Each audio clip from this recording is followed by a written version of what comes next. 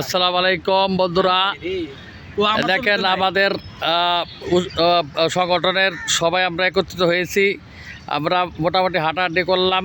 আমাদের যেই পর্যন্ত লোক যতগুলো আছে তার 4 ভাগের 1 ভাগ কেবল আজকে আসছে। 4 ভাগে 1 ভাগ আসা যাও কমই আসছে।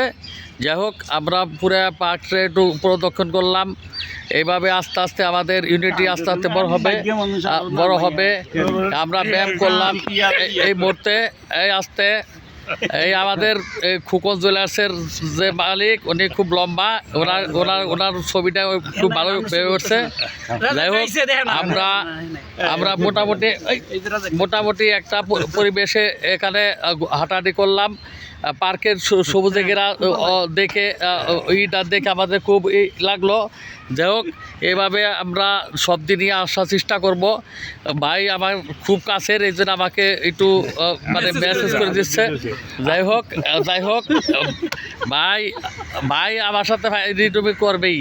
এ তো স্বর্ণ বেচতে এখন সব কিছুই স্বর্ণার মতো দেখে।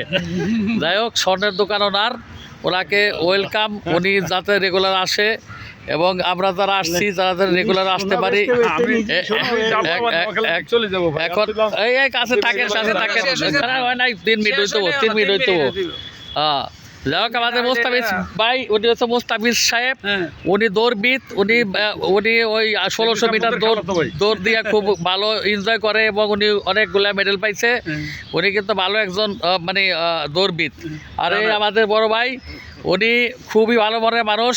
ওনার ঢাকার ভিতরে বাড়ির মালিক। উনি কিন্তু বয়োজ্যেষ্ঠ একটা আমাদের ফ্রেন্ড। উনি খুবই হাসি খুশি মনের মানুষ।